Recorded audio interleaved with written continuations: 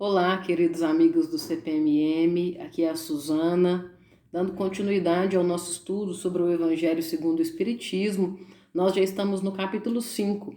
Acredito que o capítulo 5 é um dos mais ricos do Evangelho, tanto em informações quanto em reflexões, propostas de mudança e uma gama mesmo de situações que nós aí podemos pensar e avaliar as nossas condutas, né, coletivamente e também de forma individual.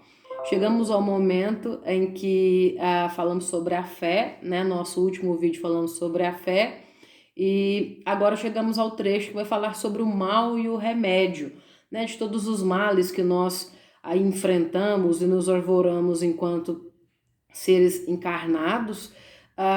O Evangelho ele propõe uma reflexão no sentido de que às vezes nós reclamamos muito das situações que enfrentamos e não temos consciência que escolhemos essas situações, né? Ou escolhemos como forma de curar algum mal, né? Que seria o sentido kármico da coisa mesmo, né? No sentido da depuração do nosso espírito e também no sentido do aprendizado, né? Para que eu não possa mais arvorar aí, viver essas situações de novo, né? Eu vou agora aprender, então, me colocar em outro momento.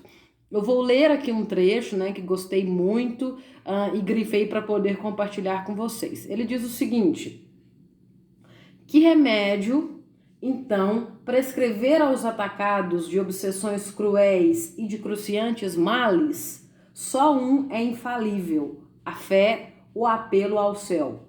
Se na maior acerbidade dos vossos sofrimentos entoardes hinos ao Senhor, o anjo à vossa cabeceira, com a mão vos apontará o sinal da salvação e o lugar que um dia ocupareis. A fé é o remédio seguro do sofrimento. Mostra sempre os horizontes do infinito, diante dos quais se esvaem os poucos dias brumosos do presente. Não nos pergunteis, portanto, qual o remédio para curar tal úlcera ou tal chaga, para tal tentação ou tal prova.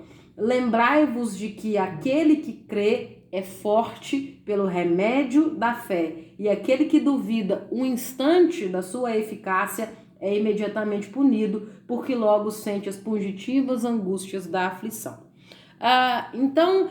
Quando falamos sobre o mal, né, e sobre o remédio, o mal, na verdade, é a nossa intransigência, é a nossa falta de entendimento sobre as coisas, é querer pensar que só a nossa visão é correta, né? E isso acaba nos transformando em pessoas muito chatas e muito egoístas. Na maioria das vezes nós não compartilhamos nem comungamos, né, das opiniões dos outros no sentido do aprendizado. Às vezes a pessoa te oferece um conselho ou uma dica e você, mas a pessoa está sendo invasiva com relação à minha vida ou algo assim.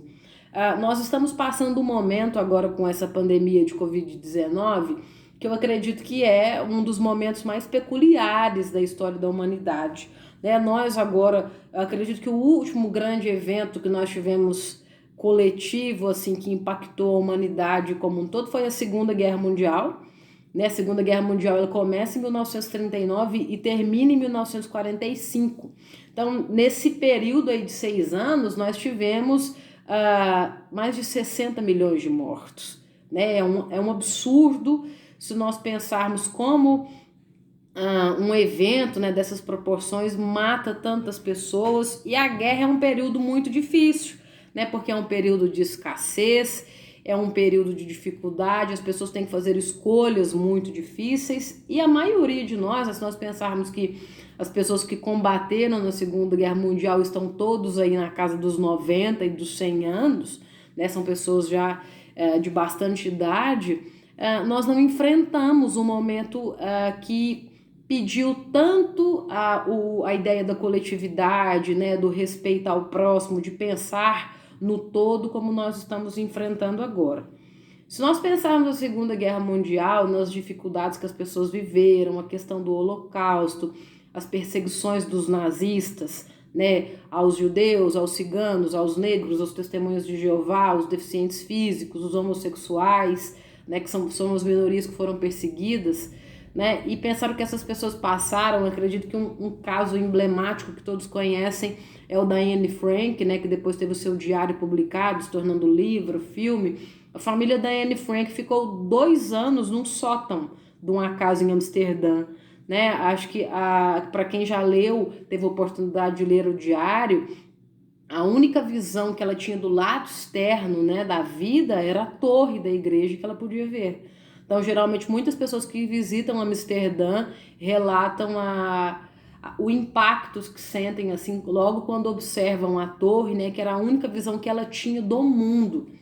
E o que está sendo solicitado agora para nós, às vezes é tão pouco, é ficar em casa, é ter medidas de higiene e de cuidado assim, mais pontuais e mais específicas com relação à asepsia das mãos, à utilização de máscara e de álcool em gel. E às vezes as pessoas têm reclamado tanto de ficar em casa, de seguir os protocolos de segurança, e elas se esquecem de pensar, às vezes nós, né, eu me incluo nisso também, às vezes a gente pode se esquecer de pensar o que tem de positivo, né? Será que nós não estamos aprendendo a consumir de um modo diferente? Outro dia, numa conversa, né, com a espiritualidade, me deparei com esta reflexão. Nós estamos aprendendo a consumir de um modo diferente. Percebemos que não há necessidade de todos saírem no mesmo horário para trabalhar. É possível fazer home office. É possível sobreviver com as lojas fechadas 3 dias na semana, né? Ou tendo aí um revezamento dos nichos comerciais. Então, a pandemia, ela trouxe uma reflexão do modo como nós consumimos as coisas, como nós consumimos a arte, né? Aí com a questão das lives que estão sendo feitas, o modo como nós levamos a informação para as pessoas, né? Dentro do próprio CEPMM nós nos reinventamos com as lives, com esses vídeos que venho fazendo sobre o Evangelho, os meninos com a live de sexta-feira, né, da musicoterapia, que é tão importante. Então, nós aprendemos, enquanto pessoas, que a fé, ela faz parte, né? É possível enfrentar todas as dificuldades desde que nós estejamos aí empenhados em ter fé, né? A fé não é acreditar, a fé é ter certeza, porque quando tem certeza, você não abre mão, você não desacredita, né? E nem deixa de pensar daquela forma. Então, que nós tenhamos a certeza da presença de Deus em nossas vidas, em todos os momentos que nós enfrentamos.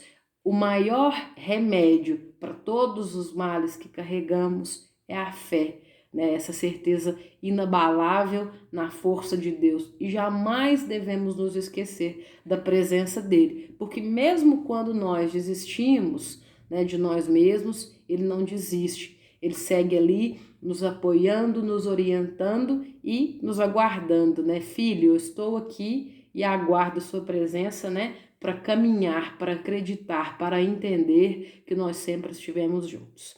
Espero que todos vocês estejam bem, restaurem, né, a fé que carreguem, né? E aí cada um de nós poderemos viver cada vez melhor, ok? Um beijo para todos vocês e até a semana que vem.